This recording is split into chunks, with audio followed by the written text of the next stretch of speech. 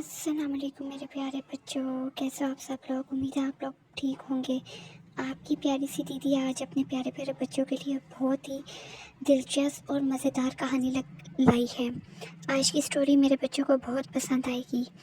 आज की स्टोरी में आप लोगों को बहुत मज़ा आने वाला है, तो एंड तक बनिए रहिए और दिल थाम थाम कर स्टोरी सुनिए, क्योंकि ये स्टोरी सस्पेंस, थ्रिल और एक्शन से भरपूर है। और इस स्टोरी में एक नया पार्ट भी इंट्रोड्यूस हुआ है। स्टोरी में आगे चलने से पहले आपसे हमेशा की तरह रिक्वेस्ट है कि आप लोग दुरूद शरीफ पढ़ लें, ताकि आज की कहानी का हम बाकायदा आगाज़ कर सकें। उम्मीद है मेरे प्यारे प्यारे बच्चों ने दुरूद शरीफ पढ़ लिया होगा। आपसे एक और रिक्वेस्ट भी है कि आप लोग रोज़ाना दुरूद शरीफ पढ़ा करें 10,000 मरतबा दुरूद इब्राहिमी, और रोज़ाना 5 वक्त की नमाज़ अदा किया करें, जिसमें फजर, ज़ोहर, असर, मगरिब, इशा शामिल है। और कुरान पाक की तिलावत पढ़ना तर्जुमा किया करें। दुरूद इब्राहिमी 10,000 मरतबा रोज़ पढ़ा करें। चलिए जी पढ़ते हैं आज की दिलचस्प और मुनफरिद स्टोरी की तरफ। रेखा, जो कि अब बूढ़ी हो चुकी थी और बुज़ुर्ग हो चुकी थी, जिसकी उम्र तकरीबन लगभग 70-75 साल के करीब थी। इसका पति देव अजन अभी तक बूढ़े होते हुए भी जवान दिखाई देता था। मतलब वो अपना इतना ख्याल रखता, जो कि आपको तस्वीर में नज़र भी आ रहा है। जिसने मेहंदी कलर की शर्ट पहनी हुई है, डार्क ब्राउन तो नहीं कह सकते, लेकिन हल्की सी ग्रीन कलर की शर्ट पहनी हुई है, और उसके सर पे बाल नहीं है और ग्लासेस लगाई हुई हैं। वो गीता का पति अजय है, जो कि अपना बहुत ख्याल रखता है। उसकी उम्र अपनी वाइफ से तकरीबन 2 गुना है। यानी इसकी बीवी अगर 70 की है तो वो 80 या 80 प्लस का है। और वो अपनी सेहत का भरपूर ख्याल रखता है, हर वक्त अपनी सेहत का ख्याल रखता है और अच्छी खाने वाली चीज़ें खाता है, जो ग़िज़ाइयत से, न्यूट्रिशन से भरपूर हो, जिनकी न्यूट्रिशनल वैल्यू पूरी हो, और एक्सरसाइज भी करता है। गीता की 2 बेटे और 1 बेटी है। बेटी जो कि पिंक ड्रेस में आपको पीछे नज़र आ रही है, और 3 बहुएं। एक पीछे चारपाई पे अपने पति के साथ सो रही है, जबकि एक बहू खाना बना रही है, और तीसरी बहू, जो कि बिल्कुल ही स्पेशल केस है, निराली है, वो नहा रही है। इसका नाम वानिया है। जो नहा रही है लड़की, ये गीता की सबसे छोटी बहू है, जो कि बहुत लाडली है और बहुत लाडों से पली बड़ी इस घर पर आई है, ब्याह कर इस घर में आई है। वानिया बाकी तो उसकी बहुत अच्छी आदतें थी, लेकिन उसकी एक गंदी आदत थी कि वो जहाँ पर भी पानी देखती फ़ौरन नहाना शुरू कर देती, चाहे सर्दी हो गर्मी हो। वो जहाँ पर भी जाती, किसी के घर भी चली जाती, वहाँ पर भी नल खुला देखती तो नहाना शुरू कर देती। इसकी इस हरकत की वजह से सब घर वाले बहुत परेशान थे, और उन्हें इसकी इस हरकत की वजह से काफ़ी शर्मिंदगी भी लोगों के सामने उठानी पड़ती थी। वानिया को काफ़ी समझाया बुझाया, प्यार से, हर तरह से, ज़ोर ज़बरदस्ती से, लेकिन उसकी ये आदत किसी तरह भी नहीं छूट रही थी। उसे नहाने से प्यार नहीं बल्कि इश्क था। वो जहाँ पर भी जाती नहाना शुरू कर देती। वो ये नहीं देखती कि आसपास लोग मौजूद हैं, उन्हीं के सामने नहाना शुरू कर देती। घर में तो वो सरेआम नहाना शुरू कर देती जब भी पानी देखती। इसके सास ससुर देवर जेठानी सब नंद इसकी इस हरकत की वजह से बहुत नाराज़ होते और परेशान थे कि किस तरह से इसकी आदत छूटे। उसे वानिया को नहाना बहुत पसंद था।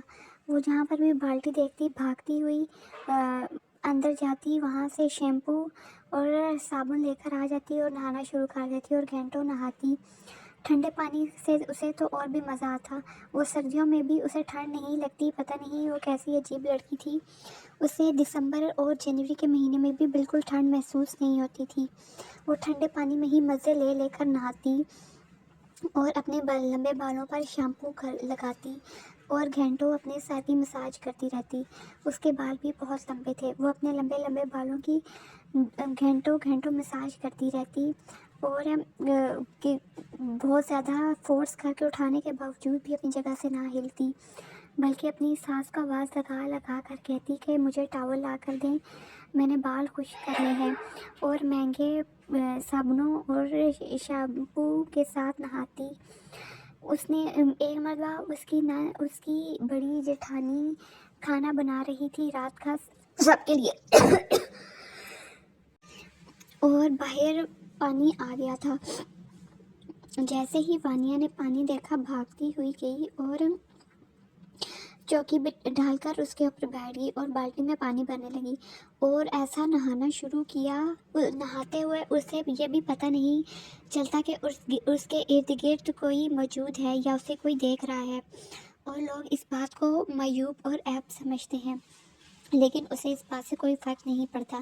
وہ نہاتی جاتی اور گنگناتی جاتی اور اپنی مستی میں مست رہتی۔ اسے ارد گرد کا ہوش اڑ جاتا تھا، اسے ارد گرد کا خیال نہیں رہتا تھا۔ وہ بالکل ہی مدہوش ہو کر نہانا شروع کر دیتی۔ وہ بھول جاتی کہ ارد گرد کوئی ہے، بندہ کسی کا لحاظ رکھ لیتا ہے۔ اس کی ساس نے اسے کہا بھی ہے کہ تمہیں اگر اتنا ہی نہانا پسند ہے تو کمرے میں تمہارا اتنا بڑا ٹب ہے، ادھر نہایا کرو۔ لیکن وہ پہلے تو ہاں جی کر دیتی ساس کے سامنے کہ اب وہ آئندہ ایسا نہیں کرے گی، لیکن جیسے ہی وہ پانی کو دیکھتی تو اپنا ہوش کھو بیٹھتی اور نہانا شروع کر دیتی۔ ایک دن اس کی بڑی جیٹھانی جب رات کا کھانا سب کے لیے بنا رہی تھی باہر صحن میں، تو اس نے جب وہاں رات کو ان کے محلے میں 8 بجے پانی آتا تھا جو کہ سرکار کی طرف سے آتا تھا، جیسے ہی وہ پانی آیا اس نے وہیں نہانا شروع کر دیا۔ پاس ہی اس کی جیٹھانی کھانا بنا رہی تھی جس میں اس نے چکن کوفتے، روٹی اور چٹنی بنائی اور روٹیاں بھی بنا رہی تھی۔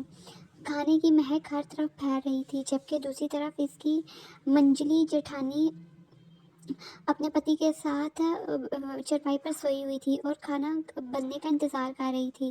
دراصل ان کے ہاں ڈیوٹیاں لگتی تھیں، ایک دن ایک بہو کھانا بناتی، دوسرے دن دوسری بہو کھانا بناتی اور تیسرے دن تیسری بہو کھانا بناتی۔ ان کے سسرال میں بہوؤں کی ڈیوٹیاں لگتی تھیں تاکہ کوئی بھی افراتفری نہ مچے اور کسی کے ساتھ ظلم زیادتی نہ ہو، بلکہ ہر کوئی اپنا اپنا کام اپنے وقت پر کرے اور سب کو برابر کا انصاف ملے، کسی کے ساتھ بھی فضول میں اور نہ چاہتے ہوئے ناانصافی نہ ہو۔ ان کی ایک چھوٹی نند تھی جس کا نام علیقہ تھا۔ علیقہ کالج کی اسٹوڈنٹ تھی، وہ ہر وقت پڑھائی کرتی رہتی تھی، جبکہ اس کی وانیا کے سسر کی ایک بہن بھی تھی جو کہ ودوا ہو چکی تھی اور اپنے بھائی کے گھر آ کر رہ رہی تھی۔ وہ تھوڑی سی غصیلی تھی، وہ وانیا کو سمجھاتی تھی۔ وہ عورت تھوڑی سی اصول پسند تھی اور سخت تھی، وہ وانیا کو سمجھاتی بھی تھی کہ یہ غلط ہے، ایسے مت کیا کرو، ہمیں شرمندہ ہونا پڑتا ہے لوگوں کے سامنے، تم جہاں بھی دیکھتی ہو پانی وہاں نہانا شروع کر دیتی ہو۔ وانیا جی ساسو ماں، جی چھوٹی ساسو ماں کہہ کر بات کو ٹال دیتی، لیکن سب سمجھتے تھے کہ یہ اس کی مجبوری ہے، وہ جان بوجھ کر نہیں کرتی، اس کو پتہ نہیں کوئی بیماری ہے، وہ جہاں بھی پانی دیکھتی ہے نہانا شروع کر دیتی ہے، اسے کوئی فوبیا ہے یا پتہ نہیں کیا ہے۔